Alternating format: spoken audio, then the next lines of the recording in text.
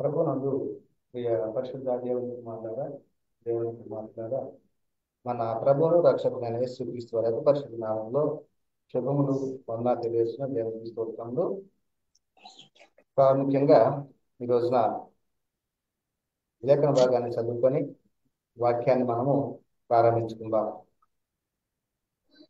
లూకాసు వార్త 23వ అధ్యాయము 42 నుంచి 43 వచనాల వరకు ఒకసారి చదువుకుందాం.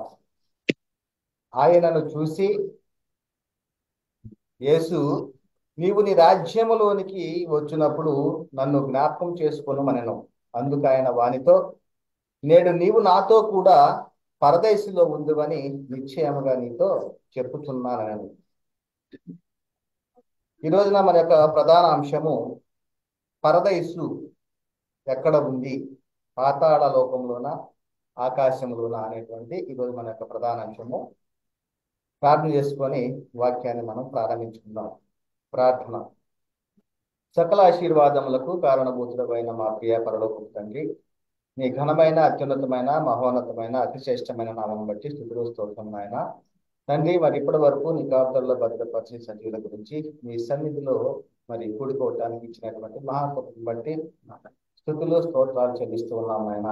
తండ్రి, మరి ఈ రీతిగా ఈ రోజున జరుగుతున్నటువంటి ఆరాధన కార్యక్రమం అంతటిలో పొందగలని మా ప్రభువు రక్షకుడైన యేసుక్రీస్తు వారి అతి పరిశుద్ధ నామంలో మిక్కిలి విధంగా ప్రార్థించి వేడుకొంచుకున్నాం తండ్రి. ప్రభు నందు ప్రియ పరిశుద్ధ దేవుని కుమారులారా, యేసుక్రీస్తు వారు మరి చనిపోయి, ఆయన చనిపోయిన తర్వాత మరి ఎక్కడికి వెళ్ళాడు అంటే దొంగతో చెప్తున్నాడు, నీవు నిశ్చయముగా నాతో పరదేశులో ఉంటావు అనేటువంటి మాట మరి యేసుక్రీస్తు వారు మరి సిలువలో వేలాడుతున్నటువంటి ఆ రెండవ దొంగనుతో మాట్లాడినటువంటి మాట మనం చూస్తూ ఉన్నాం. అంటే పరదేశంలోనే నేటి వరకు యేసుక్రీస్తు వారు పరదేశంలోనే ఉన్నాడా,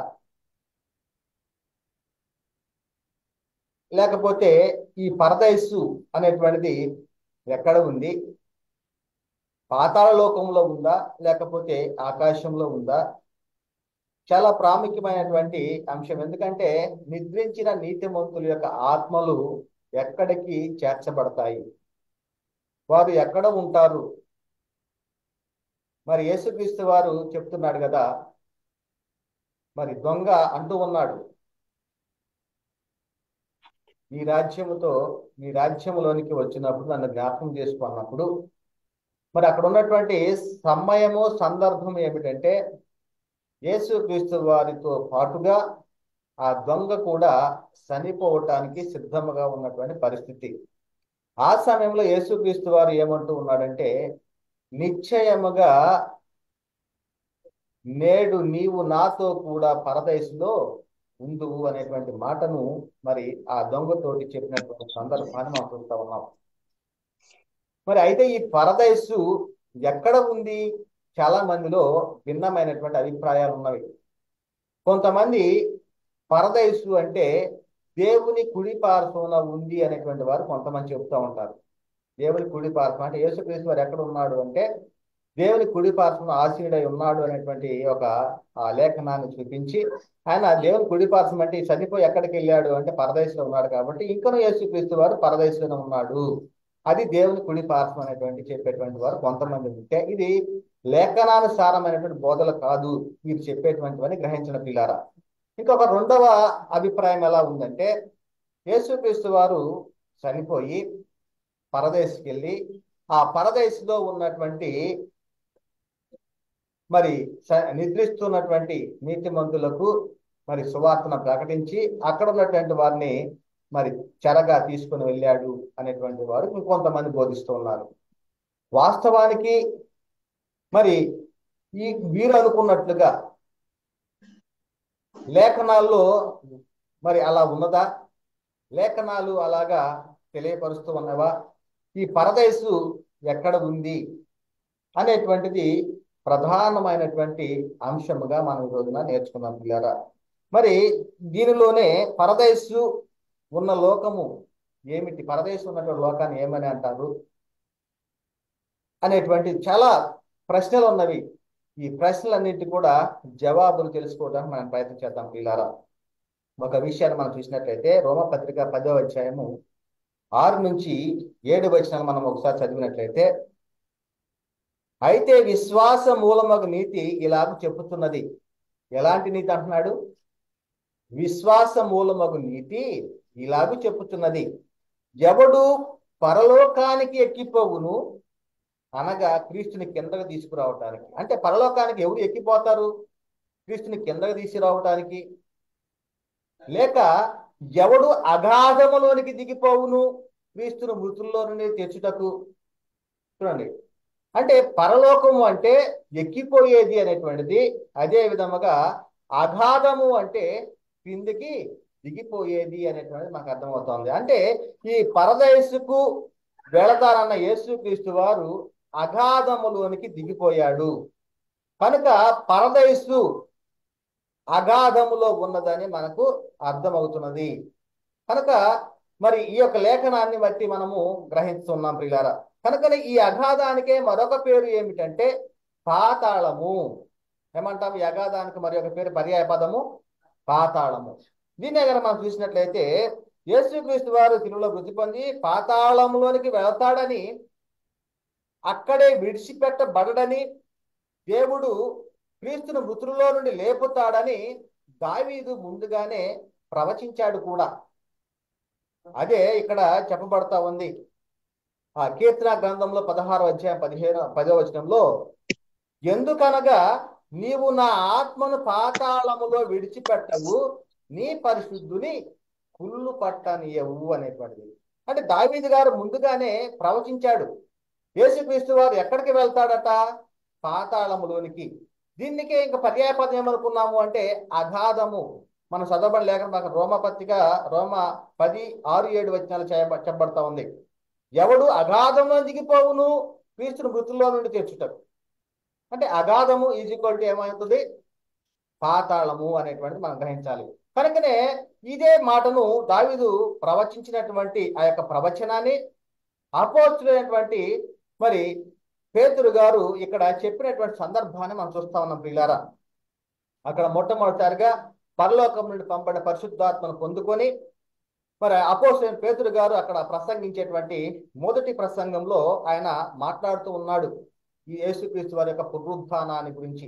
యేసుక్రీస్తు వారు ఎక్కడి నుంచి లేపబడ్డాడో ఆయన యొక్క పునరుత్థానాన్ని గురించి చెప్పబడుతున్నటువంటి మాటలు మనం చూస్తున్నాం పిల్లారా. అపోస్తలుల కార్యాలు 2వ అధ్యాయము 27 నుంచి 31 వచనాల్లో, నీవు నా ఆత్మను పాతాళంలో విడిచిపెట్టవు, నీ పరిశుద్ధుని కుళ్ళు పట్టనీవు అని ఎవరన్నారు? దావీదు గారు ప్రవచించారు. ఆ ప్రవచించినటువంటి దానినే అపోస్తలుడైన పేతురు గారు ఎత్తి చూపిస్తూ ఆ లేఖనాన్ని చూపిస్తూ చెప్తూ ఉన్నాడు. అక్కడ ఉన్నటువంటి వారు గ్రహించే విధముగా ఏమంటున్నాడు? నాకు జీవ మార్గము తెలిపితివి, నీ దర్శనం అనుగ్రహించి నన్ను ఉల్లాసంతో నింపెదవు సహోదరులారా అంటూ మూల పురుషుడగు దావీదుని గురించి మీతో నేను ధారాళముగా మాట్లాడవచ్చును. అతడు చనిపోయి సమాధి చేయబడెను. ఏమంటున్నాడు? ఆయన చనిపోయి సమాధి చేయబడెను, అతని సమాధి నేటి వరకు మన మధ్య ఉన్నది.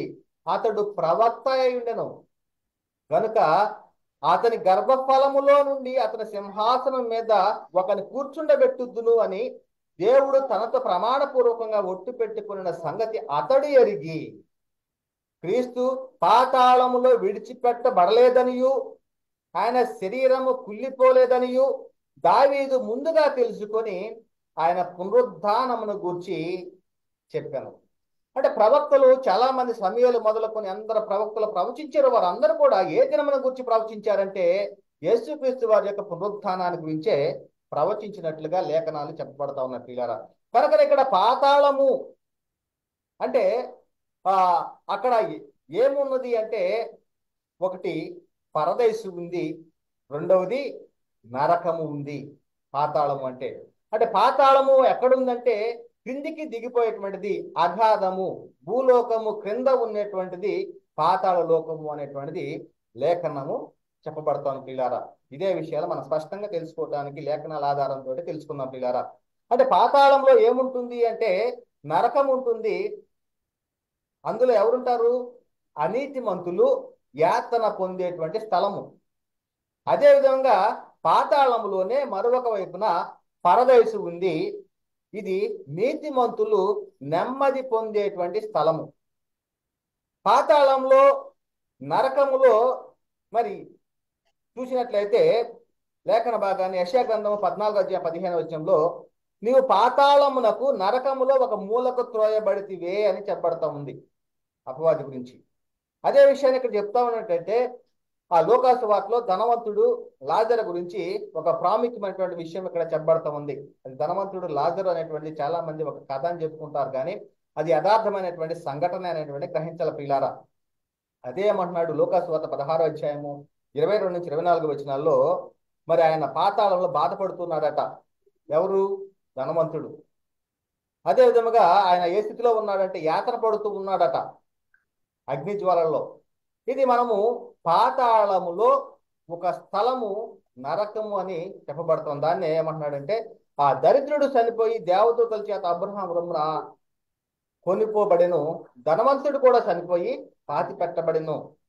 అప్పుడు అతడు పాతాళంలో బాధపడుతూ, అంటే పాతాళంలో ఏముంది అంటే నరకము ఉంది. పాతాళంలో బాధపడుతూ కన్నులెత్తి దూరం నుండి అబ్రహామును అతని రొమ్మున లాజరును చూసి, తండ్రి అయిన అబ్రహామా, నా యందు కనికరపడి తన వ్రేలి కొనను నీళ్లు ముంచి నా నాలుకను చల్లార్చుటకు లాజరును పంపుము, నేను ఈ అగ్ని జ్వాలలో యాతన పడుతున్నానని కేకలు వేసి చెప్పాను. మరి ఇక్కడ చెప్పబడుతున్నది ధనవంతుడి యొక్క స్థితి ఎలా ఉంది అంటే పాతాళములో, నరకములో యాతన పడుతూ ఉన్నాడు అగ్ని జ్వాలల్లో. అదేవిధంగా పాతాళంలో పరదేశు అనేటువంటిది కూడా ఒక స్థలం ఉంది. అదే చెప్తున్నాడు, చనిపోయి పాతాళము అగ్నిజ్వాల యాతన పడుతున్నటువంటి ధనవంతుడు కన్నులెత్తి చూచినప్పుడు ఆ దూరం నుండి అబ్రహాము అతని రొమ్మున ఉన్న లాజరును చూస్తూ ఉన్నాడు. కనుక అబ్రహామును అతని రొమ్మున ఆనుకున్న లాజరు పాతాళంలో అనగా పరదేశం నెమ్మది పొందు స్థలంలో ఉన్నాడు. పాతాళంలో ఒక పక్కన నెమ్మది పొందేటువంటి స్థలం అనగా పరదేశిలో ఉన్నాడు అనేటువంటిది మనకి ఇక్కడ లేఖనం చెప్పబడతా ఉంది.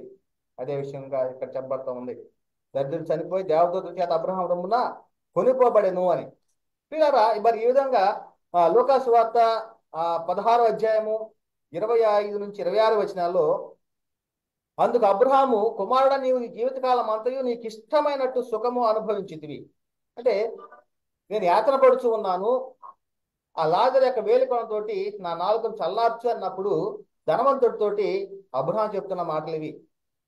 అనుభవించిదాడట, నీకు ఇష్టమైన అట్టుగా సుఖమును అనుభవించితివి, అలాగనే లాజరు కష్టమును అనుభవించినని జ్ఞాపకం చేసుకొనుము. ఇప్పుడైతే వాడు ఇక్కడ నెమ్మది పొందుతున్నాడు. అంటే పాతాళంలోనే ఈ రెండు ప్రదేశాలు ఉన్నవి, ఒకటి పరదైసు, రెండవది నరకము అనేటువంటి మనము ప్రాముఖ్యంగా గ్రహించాలి పిల్లలు. కనుక ఇక్కడ నెమ్మది పొందుతున్నాడు, నీవు యాతన పడుతున్నావు. ఒక అతను నెమ్మది పొందుతున్నాడు, ఇంకొక అతను ఏం జరుగుతా ఉంది, అగ్ని జ్వాలలో యాతన పడుతూ ఉన్నాడు. ఇంకా ఏమంటున్నాడంటే ఆ స్థలానికి ఈ స్థలానికి మధ్య ఏముందో చెప్తున్నాడు. అంతేకాకుండా ఇక్కడ నుండి మీ వద్దకు దాటకోరువాడు దాటి పోజాలకుండునట్లు, అక్కడి వారు మా యొద్దకు దాటి రాజాలకుండునట్లు మాకును మీకును మధ్య మహా అగాధం ఉంచబడి ఉన్నదని చెప్పాను. వీరిద్దరికి మధ్య ఏముందంటే మహా అగాధం ఉంచబడింది. అంటే పాతాళ లోకంలో పరదైసు ఉంది, అదే విధముగా నరకము కూడా ఉంది. వీరి ఇద్దరి అటోళ్ళు ఇటు రాకుండా ఉండే కొరకు, ఇటు వాళ్ళు అటువైపు వెళ్లకుండా ఉండే కొరకు ఏముందంటే మధ్యలో మహా అగాధం ఉంది అనేటువంటి విషయము చెప్పబడతా ఉంది. కనుకనే మరి ఒకనొక సందర్భంలో అపోస్తలుడైనటువంటి పౌలు గారు ఏం చెబుతూ ఉన్నాడంటే ఎఫెసీ రాసిన పత్రిక 4:8-10 అందుచేత ఆయన ఆరోహణమైనప్పుడు, అంటే ఎవరు ఆరోహణమైనప్పుడు? యేసుక్రీస్తు వారు ఆరోహణమైనప్పుడు చెరను చెరగా పట్టుకొని పోయి మనుషులకు జీవులను అనుగ్రహించినని చెప్పబడి ఉన్నది. ఆయన ఆరోహణమైనప్పుడు ఇక్కడ చెప్తారు, ఆరోహణమైన అనగా ఆయన భూమి యొక్క క్రింది భాగములకు దిగినని అర్థం ఇస్తున్నది కదా. ఆరోహణం అవటం అంటే ఏంటి? భూమి యొక్క క్రింది భాగాలకు దిగినని అర్థం ఇస్తున్నది కదా. దిగిన వాడు తానే సమస్తం నింపునట్లు ఆకాశ మండలం అన్నిటికంటే మరి పైకి ఆరోహణమైన వాడై ఉన్నాడు. అంటే దిగినాడు. ఎక్కడికి దిగిపోయాడు అంటే పాతాళ లోకంలో, అంటే పరదేశకు. అదే విధముగా ఎక్కడికి ఎక్కిపోయినాడు అంటే ఆకాశ మండలం కంటే పైకి ఆరోహణమై ఉన్నాడు అనేటువంటి విషయం ఇక్కడ చెప్పబడుతోంది పిల్లారా. మరి ఒకసారి ఆలోచించండి. అంటే పరలోకానికి ఎక్కిపోతారు, పైకి ఎక్కిపోతారు, అదేవిధంగా పాతాళానికి దిగిపోతారు అనేటువంటిది మనకి ఇక్కడ స్పష్టంగా అర్థమవుతా ఉంది పిల్లారా. కనుకనే మరి పౌలు గారు ఒక మాట చెప్తూ ఉన్నాడు. ఆయన ఎక్కడికి వెళ్ళాడు, అక్కడ ఎటువంటి ఆ ఆ మాటలు అక్కడ మాట్లాడుతున్నారు అనేటువంటివి అన్ని కూడా ఆయన చెబుతూ ఉన్నాడు. అదే కొరింథీ రాసిన పత్రిక 2వ పత్రికలో 12వ అధ్యాయం 2-3 వచనాల్లో, క్రీస్తునందున్న ఒక మనిషిని నేను ఎరుగుదును, అతడు 14 సంవత్సరముల కిందట 3వ ఆకాశమునకు కొనిపోబడిన. ఎక్కడికి వెళ్ళిపోయాడట? 3వ ఆకాశము. మన ప్రియులు ఇక్కడ 3వ ఆకాశం అంటే ఏమనుకుంటున్నారంటే, మొదటి ఆకాశము భూమి అని, 2వ ఆకాశము నక్షత్రాలు ఉండేటువంటివని, 3వ ఆకాశము దానిపైన ఉన్నటువంటిది స్థలం అని, ఇలాగా వీరి యొక్క ఆలోచన. అంటే 3వ ఆకాశము అంటే అది పైన ఉన్నటువంటి లోకము, పరలోకం అనేటువంటి. అంటే వాస్తవానికి మొదటి లోకము ఏమిటి అంటే పరలోకం అని, 2వ లోకం ఏదంటే భూలోకం అని, 3వ లోకం అంటే పాతాళ లోకము లేదా పరదైసు అనేటువంటిది మనకి స్పష్టంగా అర్థమవుతుంది పిల్లారా. ఇక్కడ అదే విషయం చెప్తున్నాడు. 3వ లోకం అంటే ఏమిటో మరి చాలా మంది అపోహపడుతూ ఉన్నారు. 3వ లోకం అంటే పైన ఉన్న మరి పరలోకమే 3వ లోకము, అది ఆ ఉంటుంది, పైనే ఉంటుంది అనేటువంటి చాలా మంది అపోహపడుతున్నటువంటి పరిస్థితి పిల్లారా. ఎవరైనా కానీ ఇప్పుడు చనిపోయిన ప్రతి ఒక్కరు కూడా ఏమవుతూ ఉన్నారంటే వెంటనే పరదేశు అనగా పరలోకానికి వెళుతూ ఉన్నారు అనేటువంటి బోధ చాలా మంది చేస్తూ ఉన్నారు. కనుకనే మనము చనిపోయిన తర్వాత మనం ఎక్కడికి వెళ్తున్నాము అనేటువంటిది ప్రాముఖ్యంగా ఒక క్రైస్తవుడుగా తెలుసుకోవాలి. కాబట్టి మనం వెళ్ళే స్థలము మనకి తెలియాలి. కాబట్టి మనం అక్కడ ఎంతకాలం అక్కడ ఉంటామో మనకు తెలియాలి. కాబట్టి ఈ యొక్క అంశాన్ని మీ ముందుకు తీసుకురావడం జరిగింది పిల్లారా. కనుకనే మరి 3వ ఆకాశంలో కొనిపోబడిన అనగా అది పాతాళ లోకం మందు పరదైసు అనేటువంటి మనం స్పష్టంగా అర్థం చేసుకోవాలి పిల్లారా. అదే చెప్తున్నాడు. అతడు 14 సంవత్సరాల కిందట 3వ ఆకాశం కొనుక్కోబడిను, అతడు శరీరంతో కొనుక్కోబడిన నేను ఎరుగను, శరీరం లేక కొనుక్కోబడిన నేను ఎరుగను, అది దేవునికే తెలియను అని చెప్తూ, అట్టి మనుషుడు నేను ఎరుగును, అతడు పరదైసులోనికి కొనుక్కోబడి. ఎక్కడికి వెళ్ళిపోయాడట? ఇది 3వ లోకం అంటున్నాడు, పరదైసు అంటున్నాడు. చూడండి, మరి ఇక్కడ ఇంత స్పష్టంగా మరి లేఖనం చెప్పబడతా ఉంది. పరదైసు అంటే ఇది 3వ లోకం అని, పాతాళ లోకంలో ఒక స్థలము అని, దీనిని అగాధం అని అంటారని మరి చాలా స్పష్టంగా లేఖనాలు చెప్పబడతా ఉంటే మన ప్రియులు చాలా మంది అపార్థం చేసుకొని మరి పరదైసు అంటే 3వ లోకము అంటే మరి దేవుడు లోకంలో ఉన్నటువంటి లోకము పరలోకం అనేటువంటి చాలా మంది అపోహపడుతూ ఉన్నారు లేదా. కనుకనే అక్కడ ఏం జరుగుతూ ఉంది, అట్టి మనిషిని నేను ఎరుగుదును, అతడు పరదైసులను కొనుక్కోబడి వసింపశక్యము కాని మాటలు వినెను, ఆ మాటలు మనుష్యుడు పల్లకకూడదు. ఇది ప్రాముఖ్యముగా ఎవరైతే నీతిమంతులుగా భూమి మీద నివసిస్తూ ఉంటారో ఆ నీతిమంతులు మరి ఎక్కడికి వెళ్తారు అంటే 3వ ఆకాశము అయినటువంటి పరదైసులోనికి వెళ్తారు. అది ఎక్కడ ఉంది అంటే భూలోకము క్రింది భాగములో పాతాళ లోకం ఉంది. ఆ పాతాళ లోకంలో పరదైసు అనేటువంటి ఒక స్థలము, నరకం అనేటువంటి స్థలం ఉన్నది. ఈ రెండింటికి మధ్య మహా అగాధం ఉన్నది అనేటువంటిది మనం స్పష్టంగా తెలుసుకోవాలి పిల్లారా. కనుకనే మన పితరులు అందరూ కూడా మరి వారు ఎక్కడికి వెళ్ళిపోయారు అంటే, మృతి పొంది ఎక్కడికి వెళ్ళారు అంటే చెప్పబడతా ఉంది, పితరుల యొద్దకు చేర్చబడేను అనేటువంటిది చెప్పబడుతుంది. ఈ పితరులందరూ ఎక్కడికి వెళ్ళారంటే అది కూడా లేఖనం చెప్పబడతా ఉంది, స్పష్టంగా తెలుసుకున్న పిల్లారా. మరి ఆదికాండం 25:8లో అబ్రహాము నిండు వృద్ధాప్యం వచ్చిన వాడై మంచి ముసలితనమున ప్రాణమును విడిచి మృతి పొంది తన పితరుల యొద్దకు చేర్చబడిను. ఆ పితరులు ఎక్కడున్నారో కూడా స్పష్టంగా తెలుసుకుందాం. అదే విధంగా ఇస్మాయేలు కూడా ఎక్కడికి మృతి పొంది ఎక్కడికి వెళ్ళాడంటే తన పితరుల యొద్దకు చేర్చబడ్డాడు అని. ఇస్సాకు కూడా ఎక్కడికి వెళ్ళాడంటే చనిపోయి తన పితరుల యొద్దకు వెళ్ళాడని. ఈ విధంగా చాలా మంది మన పితరులు గురించి ఎక్కడికి వెళ్ళారంటే చనిపోయి పితరుల యొద్దకు చేర్చబడ్డారు. అదే న్యాయాధిపతులు 2:10లో ఆ తరము వారందరూ తమ పితరుల యొద్దకు చేర్చబడిరి, ఆ తరువాత యెహోవా నాయనను యెహోవానైనను ఆయన ఇశ్రాయేలీల కొరకు చేసిన కార్యమైనను ఎరగని తరం ఒకటి పుట్టగా. అంటే వీరందరూ కూడా, ఆ తరంలో ఉన్నటువంటి వారందరూ కూడా ఎక్కడికి చేర్చబడి ఉన్నారు అంటే పితరుల యొద్దకు చేర్చబడి ఉన్నారు అనేటువంటి విషయం చెప్పబడుతూ ఉంది. ఇంకా దావీదు విషయంలో మనం చూసినట్లయితే దావీదుతో దేవుడు ఏమంటున్నాడంటే, నీ జీవిత దినములు తీరి నీ పితరుల యొద్దకు నువ్వు చేరునప్పుడు అంటున్నాడు. ఎక్కడ చేరతాడంట?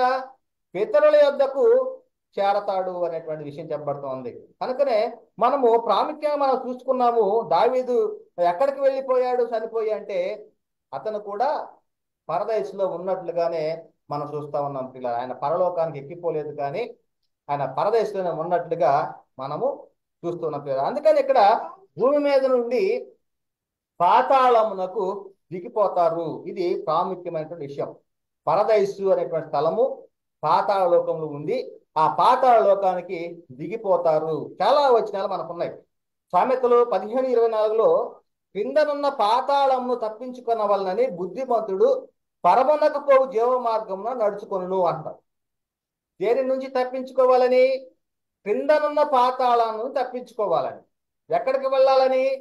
పరమునకు పోవు జీవ మార్గమును నడుచుకుంటాడట. ఎవరు అంటే బుద్ధిమంతుడు. ఇంకా యోబు గ్రంథంలో కూడా వారు శ్రేయస్సు కలిగి వారు దినములు గడుపుదురు, ఒక్క క్షణములోనే పాతాళమునకు దిగుదురు. అంటే నీతిమంతులు ప్రతి ఒక్కరు కూడా, చనిపోయిన ప్రతి ఒక్కరు కూడా ఎక్కడ దిగిపోవాల్సిందంటే పాతాళమునకే వెళ్ళిపోవాల్సిందే. ఇది చాలా స్పష్టంగా చెప్పబడతా ఉంది పిల్లారా. ఒక్క క్షణములోనే వారు ఎక్కడికి వెళ్తారు? పాతాళంలోనికే. ఆ పాతాళంలో ఉన్నటువంటి స్థలము దేనిలోకి వెళ్తారు? నీతిమంతులేమో పరదేశంలోనికి, అనీతిమంతులేమో నరకములోనికి వెళ్ళేటువంటి పరిస్థితి పిల్లారా. కనుకనే యెహెజ్కేలు గ్రంథంలో 26వ అధ్యాయము 19వ వచనం మనం చూసినట్లయితే, ప్రభువైన యెహోవా సెలవిచ్చినది ఏమనగా, నివాసులు లేని పట్టణము వలెను, ఏమంటాడు? నివాసులు లేని పట్టణము వలెను నేను నిన్ను పాడు చేయనప్పుడు మహాసముద్రం నిన్ను ముంచినట్లుగా నీ మీదకి నేను అగాధ జలములను రప్పించదను. పురాతన కాలమందు అన్నాడు. ఏ కాలం నుండి?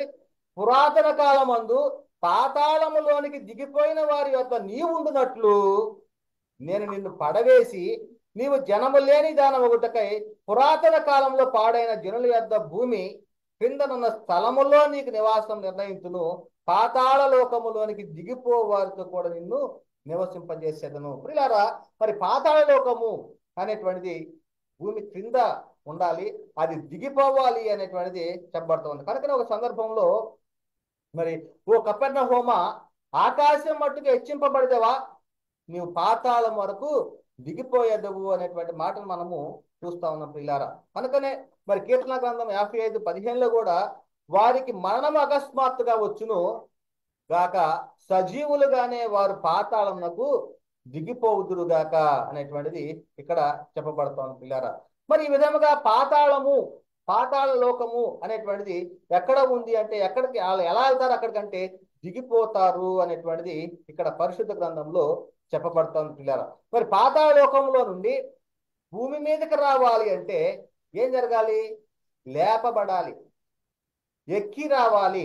ఇది ప్రధానంగా చెప్పబడుతోంది. అంటే పాతాళ లోకంలో అంటే నీతిమంతులుగా ఉన్నటువంటి వారు మరి పైకి రావాలంటే ఏం చేయాలి? ఎక్కి రావాలి లేదా లేపబడాలి. యేసుక్రీస్తు వారిని మరి తండ్రి అయిన దేవుడు లేపాడు. అదే విధముగా మనము కూడా క్రీస్తు ఏ విధంగా లేపుతాడో ఆయన తన శక్తి వల్ల మనము కూడా లేపుతాడు అనేటువంటిది మనకి అర్థమవుతుంది. అదే విషయం ఇక్కడ చెప్తున్నాడు అపోస్తలుల 17:31లో, ఎందుకనగా తాను నియమించిన మనుష్యుని చేత నీతిని అనుసరించి నీతిని అనుసరించి భూలోకమునకు తీర్పు తీర్చబోయేడు ఒక దినమును నిర్ణయించి ఉన్నాడు. మృతులలో నుండి ఆయన లేపినందున దీని నమ్ముటకు అందరికి ఆధారము కలగజేస్తున్నాడు. కనుకనే మృతులలో నుండి యేసుక్రీస్తు వారిని లేపాడు. కనుకనే ఆయన ఎక్కడికి వెళ్ళిపోయాడు? పరలోకానికి, తండ్రి అయిన దేవుని వద్దకు చేరినట్లుగా మనం చూస్తా ఉన్నాం. ఇంకా అదే విధముగా దేవుడు మృతులలో నుండి లేపిన యేసు అని, అదే విధంగా ఎక్కడి నుంచి వస్తాడు యేసుక్రీస్తు వారు అంటే పరలోకం నుండి దిగి వచ్చును, అనేటువంటిది ఇవన్నీ కూడా చాలా స్పష్టంగా చెప్పబడతాను పిల్లరా. అయితే ఇంకను ఇప్పటికీ పరదేశు ఎక్కడ ఉంది అంటే అది పాతాళంలోనే ఉంది, పాతాళ లోకంలోనే ఉంది ఇప్పటికీ కూడా. అది ఎప్పటి వరకు ఉంటుంది అంటే యేసుక్రీస్తు వారు రెండవసారి వచ్చే వరకు కూడా ఆ పరదేశం ఎక్కడ ఉంటుంది? పాతాళ లోకంలోనే ఉంటుంది. కనుక ఇక్కడ చెప్పబడతా ఉంది లేఖనంలో, మరి హెబ్రీ రాసిన పత్రిక 11వ అధ్యాయము 39 నుంచి 40 వచనాల్లో, వీరందరూ తమ విశ్వాసము ద్వారా సాక్ష్యం పొందిన వారైనను, ఎవరందరూ? మన పితరులుగా ఉన్నటువంటి వారు నీతిమంతులుగా ఉండి ఎక్కడికి వెళ్ళిపోయారు? భూమి క్రింది లోకం ఉన్నటువంటి పాతాళ లోకంలో నిద్రించున్నటువంటి నీతిమంతులు ఆత్మ వద్దకు చేర్చబడి ఉన్నారు, దాన్ని పరదేశంలో ఉన్నారని.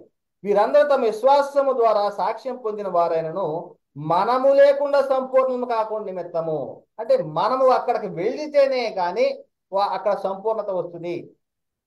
ఎవరు? క్రీస్తునందుండి మృతులైనటువంటి వారు.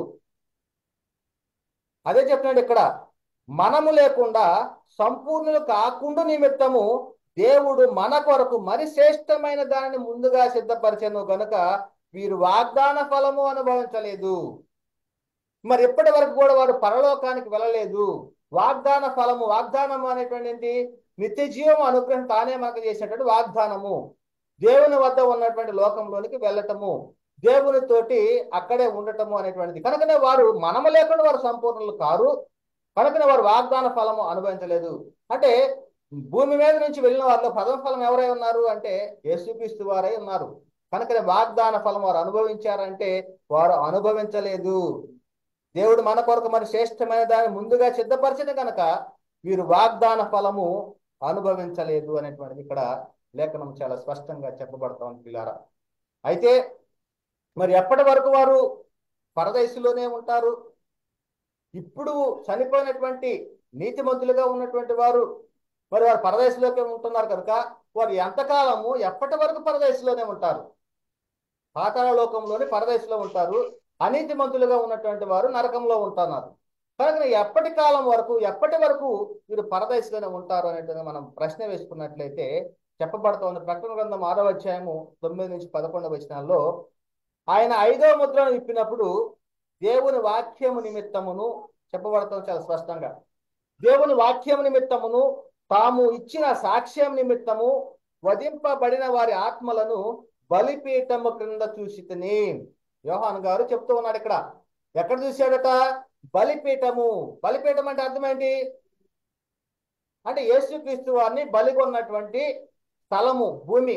కనుక భూమి క్రింద ఉన్నటువంటిది బలిపీఠము. బలిపీఠము క్రింద చూసితిని అంటే బలిపీఠం అంటే యేసుక్రీస్తు వారిని బలిగొన్నటువంటి దేశము భూమి అని, దాన్నే బలిపీఠము అనేటువంటిది అంటారు. అంటే బలిపీఠము కింద ఉన్నది ఏమిటంటే పాతాళ లోకంలోని పరదేశు. చాలా స్పష్టంగా అర్థమవుతోంది. అదే చెప్తున్నాడు, బలిపీఠ ఆత్మలను బలిపీఠం కింద చూసితిని.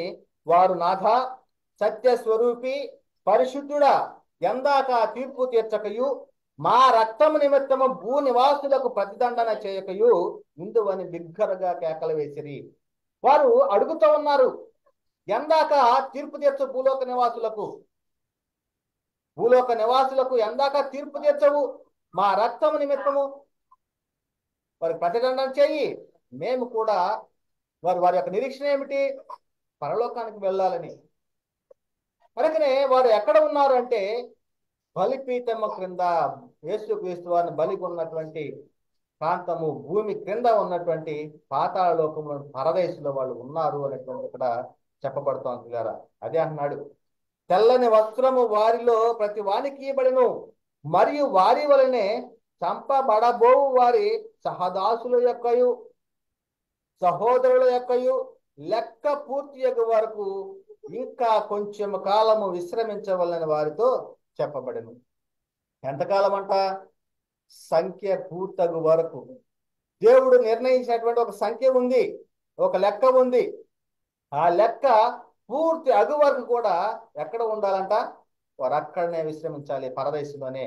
అంటే నిద్రించిన నీతిమంతులుగా ఉన్నటువంటి ప్రతి ఒక్కరు కూడా ఎక్కడికి వెళుతూ ఉన్నారు అంటే పరదేశంలోనికే వెళుతూ ఉన్నారు. నేటికి వరకు కూడా, ఇప్పటి వరకు కూడా ఈ క్షణం వరకు కూడా చనిపోయినటువంటి నీతిమంతులు ఎక్కడ ఉంటున్నారంటే పరదేశంలో ఉంటున్నారు. ఎప్పుడు వారు పరలోకానికి వెళ్తారు అంటే లెక్క పూర్తి అయిన తర్వాతనే వారు పరలోకానికి వెళతారు. అదే విషయాన్ని చెప్తున్నాడు కదా, ఏమంటున్నాడు? ఏబు గ్రంథంలో 14 అధ్యాయం 12 నుంచి 13 వర్షాల్లో, ఆకాశం గతించిపో వరకు వారు మేలుకొనరు. ఎవరు? పాతాళ లోకంలో పరదేశంలో ఉన్నటువంటి నీతిమంతుల గురించి చెప్పబడతా ఉంది. ఆకాశం గతించిపో వరకు వారు మేలుకొనరు, ఎవరును వారిని నిద్ర లేపజాలరు. నీవు పాతాళములో నన్ను దాచిన ఎడల ఎంత మేలు, నీ కోపము చల్లారు వరకు నన్ను చాటున నుంచిన ఎడల ఎంతో మేలు. నాకు ఇంతకాలం అని నియమించి నా తరువాత నన్ను జ్ఞాపకం చేసుకొనవల్లని నేను ఎంతగానో కోరుచు ఉన్నాను అంటున్నాడు ప్రియారా. అదే విధముగా మరి మరి ఎప్పుడు పరదేశం నుంచి పరలోకానికి వెళతారు అంటే సంఖ్య లెక్క పూర్తి అయిన తర్వాతనే వాళ్ళు ఎక్కిపోతారు, పరలోకానికి వెళ్తారు అనేటువంటి విషయం ఇక్కడ చెప్పబడుతుంది. అదే విషయానికి చెప్తున్నాడు పేతురు గారు రాసిన 2వ పత్రిక 3వ అధ్యాయంలో 10 నుంచి 12 వచనాల్లో రాయబడి ఉన్నటువంటి మాటను ఒకసారి చదువుకుందాం పిల్లారా. యేసుక్రీస్తు వారు 2వ రాకడలో ఏమి జరుగుతుందో అనేటువంటి విషయం. అయితే ప్రభు దినము దొంగ వచ్చినట్లుగా వచ్చును. ఆ దినమున ఆకాశములు మహాధ్వనితో గతించిపోవును.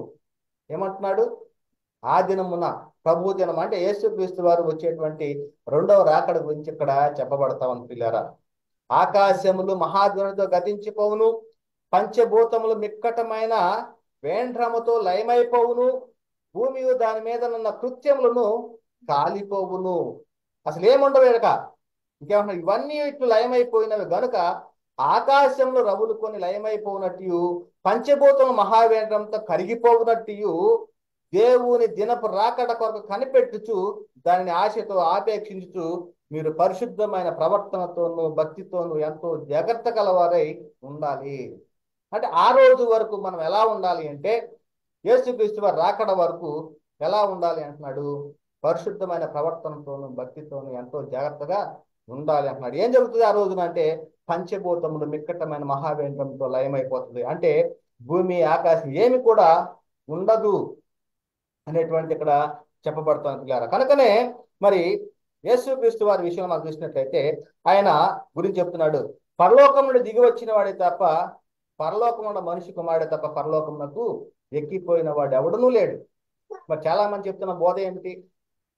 నేటి వరకు ఎవరైనా కానీ చనిపోతూ ఉన్నారంటే వాళ్ళు డైరెక్ట్ గా పరలోకానికే వెళ్తూ ఉన్నారు, తండ్రి దేవుని వద్దకు వెళ్తున్నారు అనేటువంటి బోధ చాలా మంది చేస్తూ ఉన్నారు. మరి యేసుక్రీస్తు వారు ఏం చెప్తూ ఉన్నాడు? దిగి వచ్చిన వాడే తప్ప పరలోకానికి ఎక్కిపోయిన వాడు ఎవడును లేడు, వాడెవడును లేడు అన్నాడు. అదే విషయం చెప్తున్నాడు కదా మరి యేసుక్రీస్తు వారు 2వ రాకడ గురించి ఆయన చెప్తున్నాడు. ఏమంటున్నాడు? ఆయన ప్రత్యక్షంగా బోధించిన కాలంలో శరీరధారిగా ఉన్న దినాల్లో చెప్తున్నాడు. యోహాను సువార్త 14వ అధ్యాయం 1 నుంచి 3 వచనాల్లో, మీ హృదయమును కలవరపడనీకుడి, దేవుని యందు విశ్వాసం ఉంచుతున్నారు, నా యందును విశ్వాసం ఉంచండి. ఏమంటున్నాడు? దేవుని యందు విశ్వాసం ఉంచున్నాడు, నా యందును విశ్వాసం ఉంచుడి అని చెప్తూ, నా తండ్రి ఇంట అనేక నివాసములు కలవు, లేని ఎడల మీతో చెప్పుదును, మీకు స్థలము సిద్ధపరచ వెళుతున్నాను. యేసుక్రీస్తు వారు మరి పునరుద్ధరణ ఎక్కడికి వెళ్ళాడు అంటే తండ్రి వద్దకు వెళ్ళాడు. ఎందుకు వెళ్ళాడట? మనకు స్థలాలను సిద్ధపరచడానికి వెళ్ళాడు. అదే విషయం చెప్తున్నాడు, నేను మీకు స్థలమును సిద్ధపరిచిన ఎడల నేనుండు స్థలములో, అంటే యేసుక్రీస్తు వారు ఎక్కడైతే ఉంటాడో అక్కడ ఉండు స్థలంలో మీరునూ ఉండులాగన మరలా వచ్చి నా యొద్ద ఉండక మిమ్మల్ని తీసుకొని పోతాం. మరలా వచ్చినప్పుడే అక్కడ యేసుక్రీస్తు వారు ఉండు స్థలములో మనల్ని కూడా తీసుకువెళ్తాడు అనేటువంటి విషయం ఇక్కడ చెప్పబడతా ఉంది కదా. కనుకనే మరి లేఖనాలను గ్రహించలేకపోతున్నారు చాలా మంది, సత్యాన్ని మరి గ్రహించలేకపోతూ ఉన్నారు. అదే విషయం చెప్తున్నాను కదా, యేసుక్రీస్తు వారి విషయంలో కొరింథీయులకు రాసిన 1వ పత్రిక 15వ అధ్యాయం 20 నుంచి 24 వచనాల్లో, ఇప్పుడైతే నిద్రించిన వారిలో ప్రథమ ఫలముగా క్రీస్తు మృతుల్లో నుండి లేపబడి ఉన్నాడు. ప్రథమ ఫలం అట యేసుక్రీస్తు వారు, అంటే మృతుల్లో నుండి లేపబడినటువంటి వాడు యేసుక్రీస్తు వారు. అయితే ఏమై ఉన్నాడు? ప్రథమ ఫలము అంటే ఒక్కడే మృతుల్లో నుండి లేపబడి ఉన్నాడు. దిగి వచ్చిన వాడే తప్ప ఎక్కిపోయిన వాడు ఎవడునూ లేడు. చాలా మంది చెప్తా ఉంటారు, హానోకు, ఏలియా మరి వాళ్ళు డైరెక్ట్ గా శరీరాలతోటే పరలోకానికి వెళ్ళారనేటువంటిది. మరి ఈ మాటల విషయంలో మరి వాళ్ళు చేస్తున్న బోధ అబద్ధ బోధ కాదా? హానోకు ఏలియా ఎలా వెళ్తారు? యేసుక్రీస్తు వారిని అబద్ధికుని చేయట్లేదా ఇక్కడ ఈ లేఖనాలను బట్టి? పరలోకానికి వెళ్ళిన వాళ్ళు ప్రథమ ఫలం యేసుక్రీస్తు అని చెప్పబడతా ఉంది. అదే విధముగా దిగి వచ్చిన వాడు తప్ప ఎక్కిపోయిన వాడు పరలోకానికిలో ఎవరు లేడు అని చెప్పబడతా ఉంటే మరి యేసుక్రీస్తు వారిని అబద్ధికుని చేస్తున్నారు కదా ఈ అబద్ధ బోధకులు. చాలా గ్రహించవలసిన విషయాలు చాలా ఉన్నాయి. అయితే ఇది ఆ యొక్క వర్తమానానికి సంబంధించింది కాదు, కానీ దాని ప్రత్యేకమైనటువంటి అంశంగా మనం తీసుకుందాం. మరి అయితే ప్రియులారా, ఇప్పుడైతే నిద్రించిన వారిలో ప్రథమ ఫలముగా క్రీస్తు మృతుల నుండి లేపబడి ఉన్నాడు. మనుషుని ద్వారా మరణము వచ్చిన గనుక మనుషుని ద్వారానే మృతుల పునరుత్థానమును కలిగెను. ఆదామునందు అందరూ ఎలా మృతి పొందుతున్నారో అలాగుననే క్రీస్తునందు అందరూ బ్రతికింపబడుతున్నారు అని చెబుతూ ఇక్కడ చెప్తున్నాడు. ప్రతి వాడును తన తన వరసలోనే బ్రతికింపబడును. తన వరస అంటే మొదటిగా చనిపోయినది ఎవరు? హేబేలు. హేబేలు మొదలుకొని నేటి వరకు కూడా నిద్రించిన నీతిమంతులు అందరూ కూడా తమ వరుస ప్రకారంగానే బ్రతికింపబడతారని చెప్పబడతారు. ప్రథమ ఫలం ఎవరట? క్రీస్తు. కనుకనే తరువాత క్రీస్తు వచ్చినప్పుడు ఆయన వారు బ్రతికింపబడుదురు. ఎవరైతే హేబేలు మొదలుకొని నేటి వరకు కూడా నిద్రించిన నీతిమంతులు ఉంటారో వారందరూ కూడా ఆయన వచ్చినప్పుడు వారు బ్రతికించబడతారు అనేటువంటి విషయం చెప్పబడుతూ ఉంది. కనుక పిల్లరా, మరి అడు తర్వాత ఆయన సమస్తమైన ఆధిపత్యమును సమస్తమైన అధికారమును బలమును కొట్టివేసి తన తండ్రి అనే దేవునికి రాజ్యమును అప్పగించును. అప్పుడు అంతం వచ్చును. అప్పుడు అంతం వచ్చును అంటున్నాడు. ఏ రాజ్యాన్ని అప్పగిస్తా అంటున్నాడు? భూమి మీద తన యొక్క రాజ్యము మరి ఇక్కడ విస్తరింపజేసి ఉన్నాడు. ఆ రాజ్యాన్ని తండ్రి అనే దేవుడికి అప్పగిస్తాడు. దాన్ని ఏమంటాము? క్రీస్తుని శిరస్సుగా కలిగినటువంటి సంఘము. ఈ సంఘంలో చేర్చబడిన ప్రతి ఒక్కరు కూడా మరి యేసుక్రీస్తు వారు వారికి ఏమై ఉన్నాడు అంటే ప్రభువై ఉన్నాడు, రాజు అయి ఉన్నాడు. కనుకనే ఆ యొక్క రాజ్యాన్ని తండ్రి అనే దేవునికి అప్పగిస్తాడు. చూడండి, ఎంత స్పష్టంగా పరిశుద్ధ గ్రంథంలో రాయబడి ఉంటే మరి ఈ లేఖనాలను కూడా గ్రహించలేకపోతున్నారు. వారిలో ప్రథమ ఫలముగా క్రీస్తు మృతుల్లో నుండి లేపబడి ఉన్నాడు. కనుక పిల్లరా, ఇంకా ఏం చెప్పబడుతూ ఉంది అంటే, సహోదరులారా నేను చెప్పినది ఏమనగా రక్త మాంసములు దేవుని రాజ్యంలో స్వతంత్రించుకున్న నేరం అంటున్నాడు. రక్త మాంసాలతోటి దేవుని రాజ్యానికి వెళ్ళేటువంటి అవకాశం ఉందా? మరి ఏలియా హానోకు ఎలా వెళ్ళారు అని చెప్తున్నారు? ఇది అసత్య బోధ కాదా? శరీరాలతోటి మరి పరలోకానికి వెళ్ళేటువంటి అవకాశం ఉంటుందా? ఉండదు అని లేఖనం చెప్పబడతా ఉంది. కానీ చాలా మంది ఏం చెప్తూ ఉన్నారు అంటే, హానోకు మొదటి వాడు పరలోకానికి వెళ్ళిన వాడు, రెండవ వాడు ఏలియా, మూడవ వాడు చేశారు యేసుక్రీస్తు వారు. ప్రథమ ఫలమై ఉన్నటువంటి యేసుక్రీస్తు వారిని ఏం చేస్తున్నారు? మూడవ వాడిగా చేస్తున్నారు. ద్వారా ఎంత అసత్య బోధన ప్రకటిస్తూ ఉన్నారు. ప్రథమ ఫలము క్రీస్తు అని చెప్పబడతా ఉంటే మృతులను లేపిన వాళ్ళలో, కానీ ఈ అబద్ధికులు ఏం చెప్తూ ఉన్నారు అంటే ఏలియా హానోకు శరీరాలతోటి వెళ్ళిపోయారు పరలోకానికి అని చెప్తున్నారు. యేసుక్రీస్తు వారు ఏం చెప్తున్నాడు? దిగి వచ్చిన వాడే తప్ప ఎక్కిపోయిన వాడు ఎవడును పరలోకానికి వెళ్ళలేదు అని చెప్తున్నాడు. అదే విధంగా దేవుని రాజ్యానికి రక్త మాంసాలు స్వతంత్రించుకున్న నేరం అనేటువంటిది చెప్తున్నాడు. ఇంకా చాలా ఉండే ఆ విషయాలు చెప్పాలంటే పిల్లరా. కనుకనే మరి క్షయత అక్షయతను స్వతంత్రించుకొనదు. క్షయత అంటే క్షయమైపోయేటువంటిది అక్షయతను స్వతంత్రించుకొనదు. ఇదిగో మీకు ఒక మర్మము తెలుపుతున్నాను, మనమందరము నిద్రించము గాని నిమిషములో ఒక రెప్పపాటున కడబూరం రోగగానే మనమందరము మార్పు పొందుతాము. ఎప్పుడు మార్పు పొందుతాము? యేసుక్రీస్తు వారు రెండవ రాకడ ఒకవేళ ఇప్పుడే ఈ సమయంలో కనుక వస్తే ఇప్పుడు ఉన్నటువంటి స్థితిలో మనము మార్పు పొందుతాము అనేటువంటిది చెప్పబడతా ఉంది.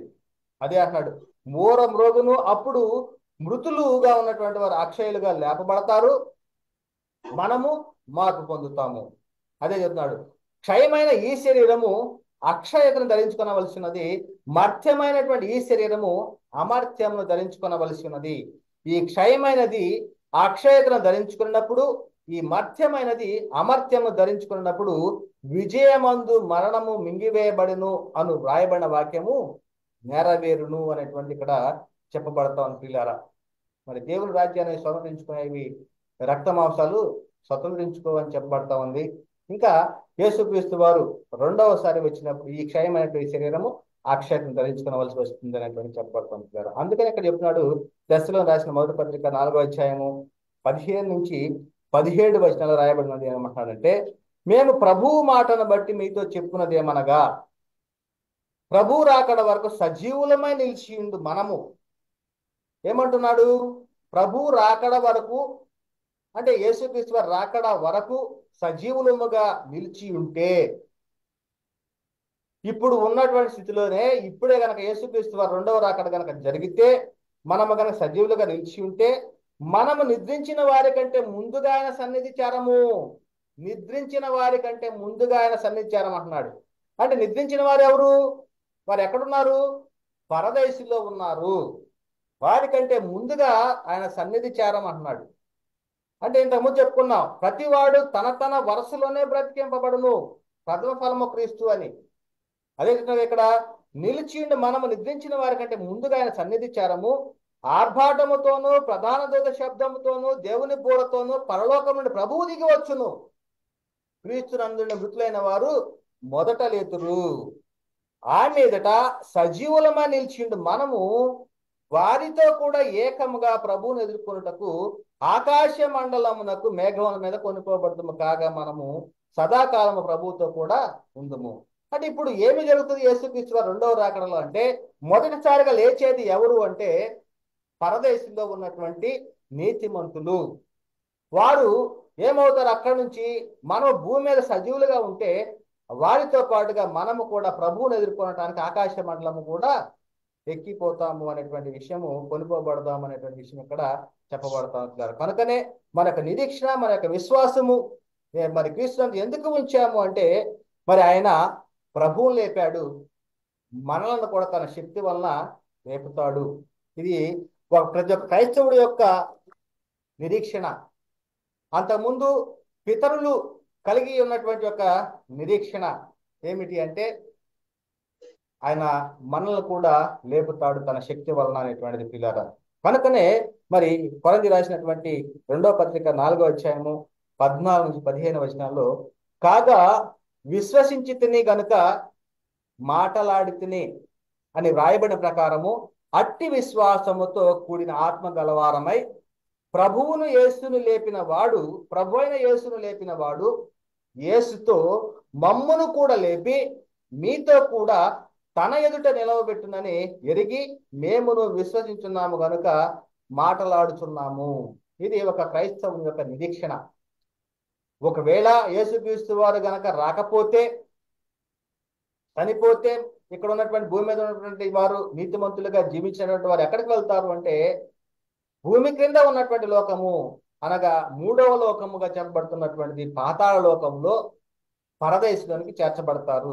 ఎవరైతే సువార్తకు లోబడకుండా దేవుని మాటను అంగీకరించకుండా ఉంటారో వారు ఎక్కడికి వెళ్తారు అంటే నరకానికి వెళ్ళేటువంటి పరిస్థితి. ఇది ఎక్కడ ఉంది అంటే పాతాళ లోకంలో ఉన్నది. భూమి క్రింద ఉన్న లోకము పాతాళ లోకం అనేటువంటిది మనం స్పష్టంగా తెలుసుకోవాలి. కనుకనే పౌలు గారు చాలా ఆశతోటి తను ఎంతగానో చెప్తూ ఉన్నాడు. ఏమంటున్నాడంటే, ఏ విధము చేతనైనా అంటున్నాడు, మృతులలో నుండి నాకు పునరుద్ధానము కలగవలనని ఆయన మరణ విషయములలో సమాన అనుభవము గలవాడనై ఆయనను ఆయన పునరుత్థాన బలమును ఎరుగు నిమిత్తము ఆయన శ్రమలలో పాలివాడొకటి ఎట్టిదో ఎరుగు నిమిత్తమును సమస్తమును నష్టపరుచుకుని వాటిని పెంటతో సమానముగా ఎంచుకొనిచున్నాను. చూడండి, మరి పౌలు గారి యొక్క నిరీక్షణ, ఆయన యొక్క తాపత్రయము ఏమిటి అంటే, ఏ విధము చేతనైనా కానీ మృతుల్లో నుండి నాకు పునరుత్థానం కలగాలి. మరి నేటి క్రైస్తవుడిగా ఉన్నటువంటి మనము కూడా మరి ఎలా ఉండాలి అంటే పునరుత్థానము పొందుకునేటువంటి స్థితిలో ఉండాలి.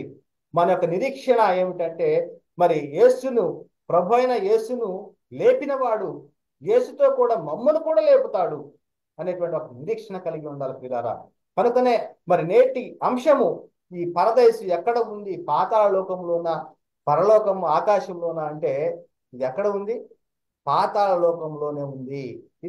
దీన్ని పరదేశు, రెండవది నరకము, ఈ రెండు కూడా పాతాళ లోకంలో ఉన్నవి. నీతిమంతులుగా నిద్రించినటువంటి నీతిమంతుల ఆత్మలు కూడా ఎక్కడికి వెళ్తారు అంటే పరదేశులో విశ్రమించేటువంటి స్థలంలో ఉంటారు. అదే విధముగా సువార్తకు లోబడిన వారు, ఎక్కడ దేవుని ఎరగని వారు ఎక్కడికి వెళ్తారంటే నరకానికి వెళ్తారు. యేసుక్రీస్తు వారు రెండవ రాకడలో ఆ పరదేశంలో ఉన్నటువంటి వారు మొదట లెగుస్తారు. ఆ తర్వాత భూమి మీద ఉన్నటువంటి వారు కలిసి ఏకమయ్యి మరి ప్రభువును ఎదుర్కోవటానికి ఆకాశ మండలం గుండా కొనిపోబడతారు. ఇది పరిశుద్ధ గ్రంథం చెప్పబడుతున్నటువంటి మాటలు. ఇది సర్వసత్యము. కనుక చెప్పబడినటువంటి ఈ మాటలు వించిన ప్రతి ఒక్కళ్ళు కూడా దేవుడు నీరుగట్టి ఫలింపచేయను గాక. చెప్పబడిన వాక్యము దేవుడు దీవించి ఆశీర్వదించును గాక. అందరికీ వందనాలు. దేవునికి స్తోత్రములు.